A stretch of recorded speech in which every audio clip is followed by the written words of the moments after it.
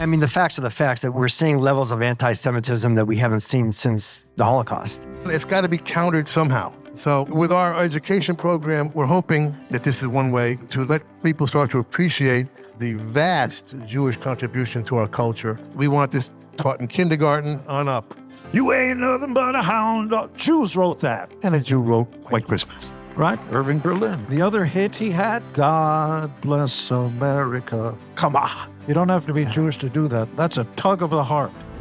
Every U.S. history student is going to learn about Ellis Island, immigration, the idea of the American dream. In a TeachRock class, now they're going to learn that through the journey of Irving Berlin, a Russian Jew that came through Ellis Island, settled in New York, raised himself out of poverty, and ended up writing hundreds of the most quintessentially American songs that exist. Students are also going to learn about the melting pot in the Bronx, New York, through the story of Bert Burns, first-generation son of Russian Jewish immigrants, who wrote Twist and Shout and Take a Little Piece of My Heart. And so what Amplifying Jewish Heritage does is just take these stories and weave them into a traditional U.S. history curriculum. It's not something for a Heritage Month. It's not a special occasion. It's just part of U.S. history. So, Gene, let's start off with you. I know that your mother was a Holocaust survivor. She was in Dachau when she was 14, and our entire family was wiped out in front of my mother. She survived and lived to be an astonishing and proud 94 years of age. Wow. But as a survivor of Nazi Germany, when she came to America, at the end of the day, the TV would go off and the American flag would come on before television went off, and she would cry like I never saw her cry. And I didn't understand what that meant. She would never speak about it. I only learned about it when I did research for my mother. But she had a philosophy, and I think it's worth it for everybody, whether you're Jewish or anything else, is every day above ground is a good day. Yes. Stevie, let's talk about the incredible legacy of Jewish songwriters and musicians in American music. The contributions are literally overwhelming. Songwriting, movie producers, Broadway. Of course, it starts off with Lieber and Stoller. They wrote Hound Dog for Big Mama Thornton, and Elvis Presley picks it up, and they hated that version until it sold 1 million. Then they started to like Elvis, and they wrote Jailhouse Rock for him.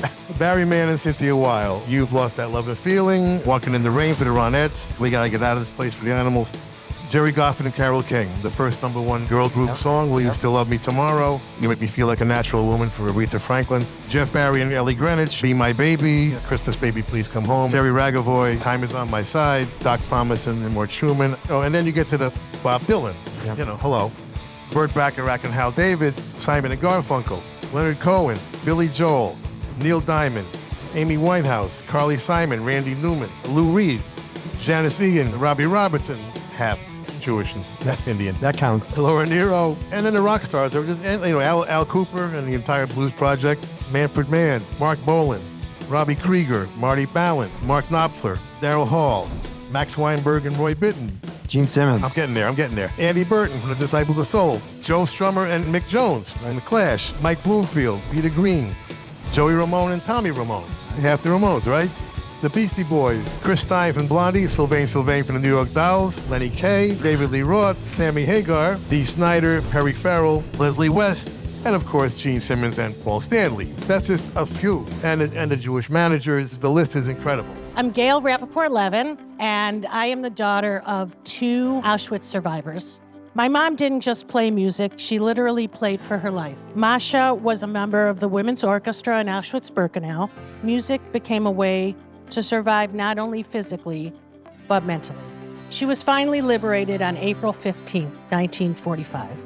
My mom continued to play the mandolin for her friends at Holocaust survivor gatherings and nursing homes to entertain residents. Where in Auschwitz it had been a tool for survival, afterwards it became a way to reclaim humanity. Her story reminds us that music can save a life, but memory can save a world. So what I appreciate about TeachRock's mission is its ability to bring music's joy and humanity into the classroom, inspiring students to carry these lessons forward. And whether it be through the history of the Women's Orchestra in Auschwitz or math in the music industry, I'm all in knowing that music can motivate students to engage with all aspects of learning, and I urge you to join me in this worthwhile endeavor. Thank you guys so much. Really. Thank you.